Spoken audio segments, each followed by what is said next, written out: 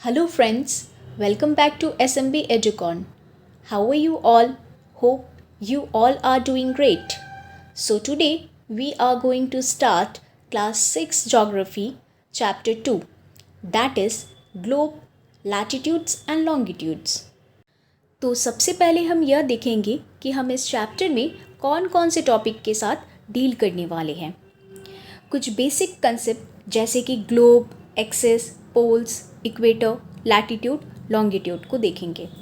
उसके बाद कुछ important latitudes and heat zone of earth को डिस्कस कर लेंगे। Then longitude, time and standard time को समझ लेंगे और लास्ट में कुछ इंटरेस्टिंग फैक्ट को देखते हुए हम इस पूरे चैप्टर को अच्छे से कंप्लीट कर लेंगे। तो जैसे कि हमने चैप्टर 1 में समझा था कि जो हमारा प्लैनेट अर्थ है वह स्फीयर नहीं है बल्कि यह जियोइड है। It is slightly flatted at the north and south pole and bulge in the middle. मतलब कि हमारा प्लैनेट अर्थ नॉर्थ और साउथ पोल के पास थोड़ा चपटा है और मिडल में थोड़ा फुला हुआ है। अब इस कंसेप्ट को और थोड़ा अच्छे समझने के लिए आप इस दिए गए ग्लोब के पिक्चर को ध्यान से देखिए। आपको एक क्लियर आइडिया मिलेगा कि हमारा अर्थ आखिरकार दिखता कैसा है, क्योंकि globe is a true model of our planet Earth, या फिर यूँ कह लो कि ग्लोब हमारे प्लैनेट अर्थ का एक मिनिएचर फॉर्म होता है। अब अगर हम ग्लोब के साइज़ और टाइप की बात करें तो कुछ ग्लोब जो कि साइज़ में बड़े होते हैं उसे हम एक जगह से दूसरी जगह ईजीली कैरी करके नहीं ले जा सकते हैं। तो वहीं कुछ ऐसे भी ग्लोब होते हैं जो कि साइज़ में काफ़ी छोटे होते हैं, जैसे कि स्मॉल पॉकेट साइज़ या फिर ग्लोब लाइक बलून्स, जो कि काफ़ी हैंडी होते हैं और उसे हम इजीली एक प्लेस से दूसरे प्लेस कैरी करके ले जा सकते हैं। इसके अलावा ग्लोब इज़ नॉट फिक्स, इसे हम रोटेट भी करवा सकते हैं। तो जैसे कि आप इस इमेज में देख पा रहे होंगे, ग्लोब के मिडिल में टिल्टेड वे में एक निडल फिक्स्ड है जिस पर ये ग्लोब रोटेट करती है और ये रोटेशन वेस्ट से ईस्ट की ओर होती है। ठीक वैसे ही जैसे कि रियल अर्थ अपने एक्सिस के अराउंड वेस्ट से ईस्ट की ओर एंटी क्लॉकवाइज डायरेक्शन में रोटेट करती है। लेकिन अब आप लोगों के दिमाग में ये सवाल ज़रूर आ रहा होगा कि ये एक्सिस होता क्या है। बेसिकली ग्लोब के मिडिल से जो टिल्टेड निडल पास करती है उसे हम ग्लोब का एक्सिस कहते हैं। लेकिन रियल अर्थ में ऐसी कोई निडल नहीं होती है। It is an imaginary line which is called an axis, और ये इमेजिनरी लाइन 23.5 डिग्री टिल्टेड होती है जो कि अर्थ के नॉर्थ और साउथ पोल से पास करती है।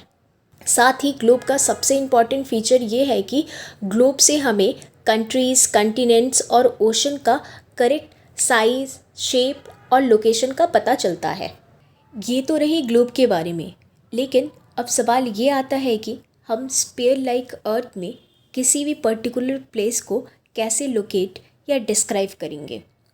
तो इसके लिए हमें कुछ point of reference and lines के बारे में पता होना चाहिए, जिससे कि हम किसी भी पर्टिकुलर प्लेस की लोकेशन को ईज़िली डिस्क्राइब कर सकते हैं। तो अब हम उन्हीं इम्पॉर्टेंट पॉइंट्स ऑफ रेफरेंस और लाइंस को देखेंगे। पहला वह लाइन जो अर्थ को हॉरिजॉन्टली 2 इक्वल हाफ्स में डिवाइड करती है उसे हम इक्वेटर कहते हैं। दूसरा जो कि वर्टिकली अर्थ को 2 इक्वल हाफ्स में डिवाइड करती है, और ये 2 लाइन होती हैं prime meridian and 180 degree meridian. और ये सारे इम्पॉर्टेंट लाइन ऑफ रेफरेंस को हम आगे इस चैप्टर में एक एक करके डिटेल में समझेंगे। सो फर्स्ट ऑफ ऑल जो पहला इम्पॉर्टेंट लाइन ऑफ रेफरेंस है इक्वेटर, और उससे रिलेटेड चीज़ों को हम जान लेते हैं। An imaginary line running on the globe divides it into 2 equal parts. This line is known as equator. तो जैसे कि हमने देखा था कि इक्वेटर वह लाइन होती है जो कि अर्थ को 2 इक्वल पार्ट में डिवाइड करती है। तो जैसे कि आप इस इमेज में देख पा रहे होंगे कि एक रेड कलर का लाइन अर्थ के बिल्कुल मिडिल से गया है, इसी को हम इक्वेटर बोलते हैं, जो कि अर्थ को 2 इक्वल पार्ट में डिवाइड करती है। और ये रेड कलर का जो लाइन है ये बिल्कुल भी अर्थ पर एग्जिस्ट नहीं करता है, ये हम अपने कन्वीनियंस के लिए, समझने के लिए इसे हम मैप में ड्रॉ करते हैं, लेकिन रियल में ऐसी कोई भी लाइन अर्थ पर एग्जिस्ट नहीं करती है। ये पूरी तरह से इमेजिनरी लाइन होती है और ये इमेजिनरी लाइन इक्वेटर के ऊपर वाले हिस्से यानी कि अर्थ के नॉर्दर्न हाफ को हम नॉर्थ हेमिस्फेयर और सदर्न हाफ को हम साउथ हेमिस्फेयर कहते हैं। And the both halves are equal. ये तो हम समझ गए कि इक्वेटर अर्थ को दो इक्वल हाफ्स यानी कि नॉर्दर्न एंड सदर्न हेमिस्फेयर में डिवाइड करती है। तो चलिए अब हम इसी से रिलेटेड कुछ क्वेश्चन को सॉल्व करते हैं। इससे आपकी कंसेप्ट और क्लियर होगी। सबसे पहले आप इस दिए गए इमेज को अच्छे से देखिए। मैंने इस इमेज में हमारा प्यारा कंट्री इंडिया को सर्कल कर रखा है। अब आप मुझे यह बताओगे कि हमारा कंट्री इंडिया अर्थ के किस हेमिस्फेयर में सिचुएटेड है। हाँ, तो अगर आपको यह कंसेप्ट अच्छे समझ में आई होगी तो आप जो आंसर सोच रहे हो वह बिल्कुल सही है, यानी कि हमारा कंट्री इंडिया अर्थ के नॉर्दर्न हेमिस्फेयर में सिचुएटेड है। तो चलिए अब हम इसी से रिलेटेड अपने नेक्स्ट क्वेश्चन को भी सॉल्व कर लेते हैं। तो जैसे कि आप इस इमेज में देख पा रहे होंगे कि मैंने ऑस्ट्रेलिया को सर्कल कर रखा है। आप मुझे ये बताओ कि ऑस्ट्रेलिया अर्थ के किस हेमिस्फेयर में सिचुएटेड है, और इसका तो आंसर आप इजीली ही दे दोगे, है ना। हाँ, तो अगर आप सदर्न हेमिस्फेयर सोच रहे हो तो आप बिल्कुल सही हो। ऑस्ट्रेलिया अर्थ के सदर्न हेमिस्फेयर में सिचुएटेड है और होपफुली अब आप लोगों को ये कंसेप्ट 100% अच्छे से समझ में आया होगा। तो चलिए अब हम बात करते हैं इक्वेटर से रिलेटेड कुछ और पॉइंट्स की। Equator is an imaginary circular line. इस सर्कुलर लाइन पर ध्यान दीजिएगा कि इक्वेटर को सर्कुलर लाइन क्यों कहा गया है, क्योंकि इक्वेटर एक कंप्लीट सर्कल होती है and its help in locating place on earth. That's why we call it an important reference point.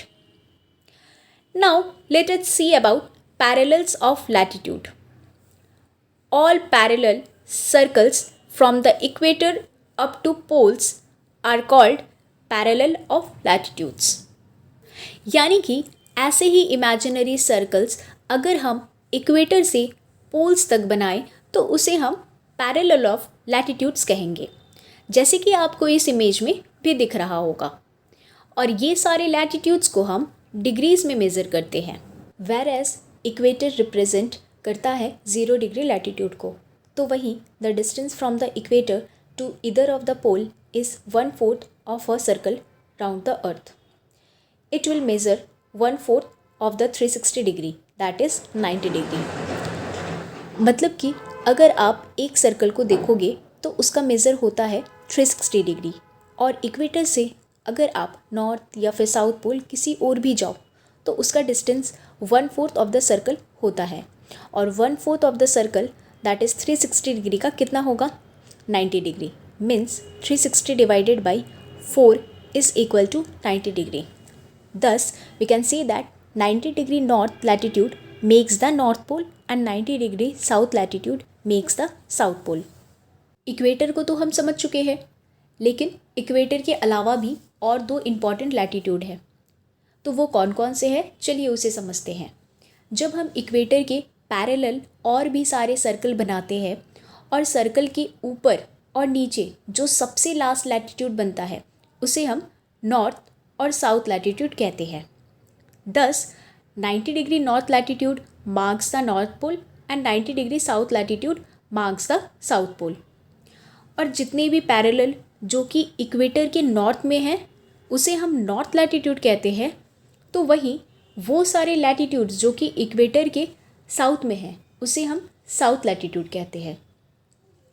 और इन सब लैटिट्यूड की जो वैल्यू होती है उसे हम एन और एस लगा करके अकॉर्डिंगली डिनोट करते हैं। मीन्स नॉर्थ में सिचुएटेड लैटिट्यूड के वैल्यू के आगे हम एन लगाते हैं और साउथ में सिचुएटेड लैटिट्यूड्स के वैल्यू के आगे हम एस लगाते हैं। तो चलिए इसी कॉन्सेप्ट से रिलेटेड एक एग्जाम्पल देखते हैं।